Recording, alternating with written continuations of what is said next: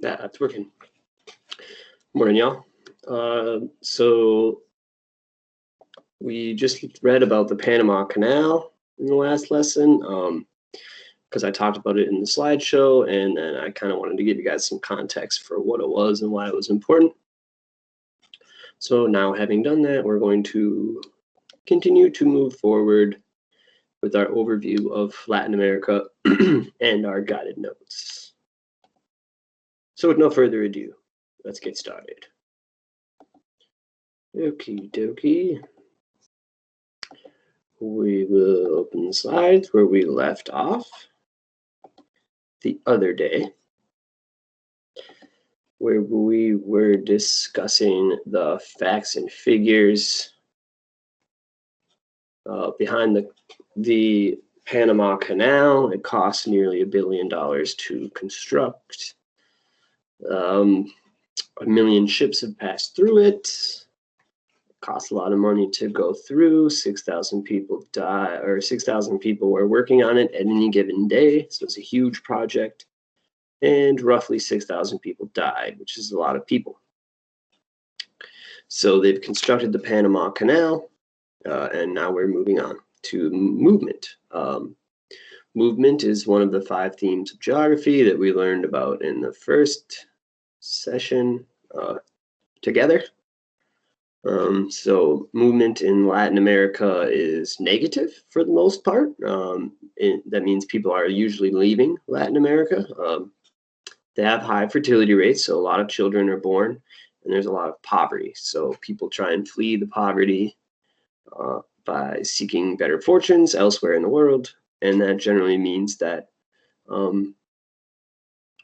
people are leaving. So these numbers would be 3 people out of every 1,000 are leaving, more than 3 and up. And then these other ones are a little bit below that, going by gradient. So Mexico is not losing much population, but still losing some. Venezuela, that's something that may have changed since I pulled this off the fact book, because it was before the crash in Venezuela. So I assume that because of increased poverty, there's probably more immigration where emigration where people are leaving. So if people are immigrating to the United States from Colombia, that means they are emigrating from Colombia, because emigrating is leaving, immigrating is coming. So now we're just going to talk about a few of the problems that are facing governments and countries located throughout Latin America. One of them is government corruption. The example I use here is Mexico. The president has stole from the Mexican people.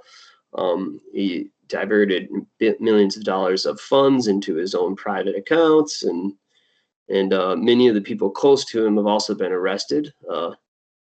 10 out of the 19, so half of the people that took his inauguration photo have already been arrested for working with cartels and things like that. So the high amount of crime makes it very hard for governments to deal with,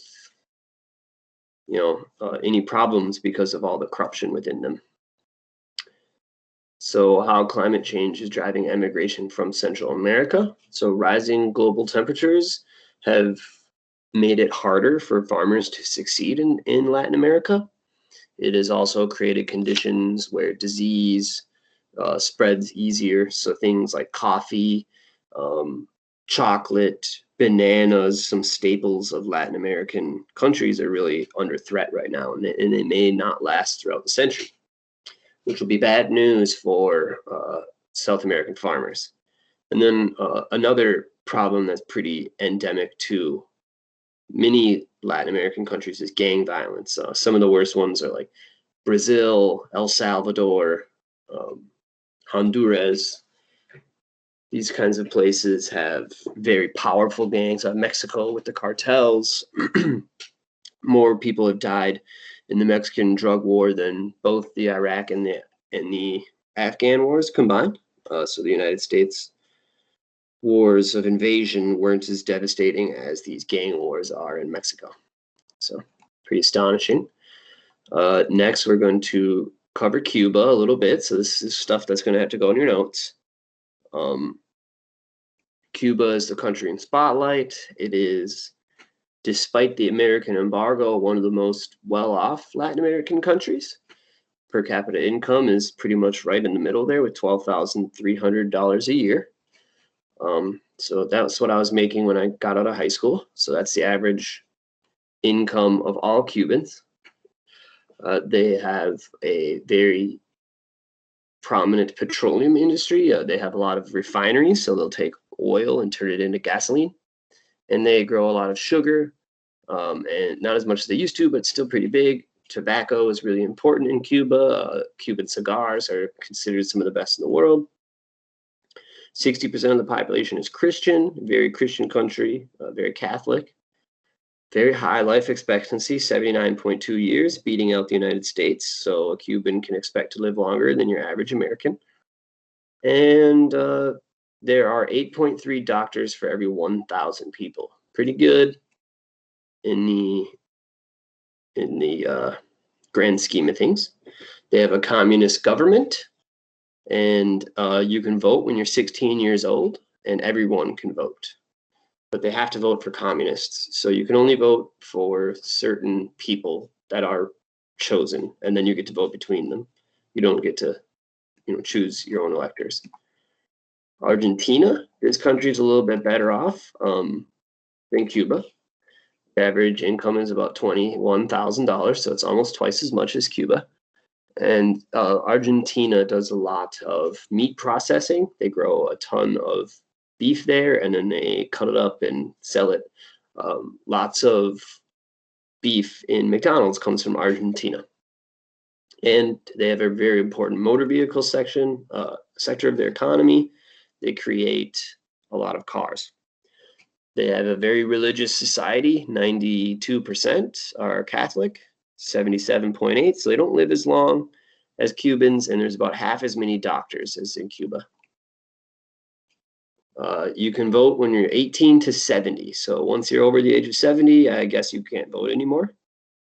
And you are forced to vote, I believe. I think that there's like fines and stuff if you don't vote. And they're a republic. So these last things is per capita income. On the notes, it's going to ask you to put it in there. Just give a rough guess. Bolivia is probably about $7,000. So the average person in Bolivia makes about $7,000 a year, where the average person in Panama makes about $25,000 a year. So having that Panama Canal is really important. So yeah, you can see people in Chile and Panama are much more well off than people in Guatemala and Bolivia. And people in Mexico and Brazil are kind of right in the middle. So what do you think contributes to different per capita incomes in a country or region? Well, Panama has this much money, and Bolivia has this much money for the average citizen, about a third, a little bit less than a third. And they're not very far apart. So it comes down to the way their economies are built. Bolivia is very poor. It relies on a lot of farming and agriculture, where Panama is comparatively much more industrialized and has bigger businesses, ship making, canal building, that kind of stuff. So it creates a larger and more well-off economy.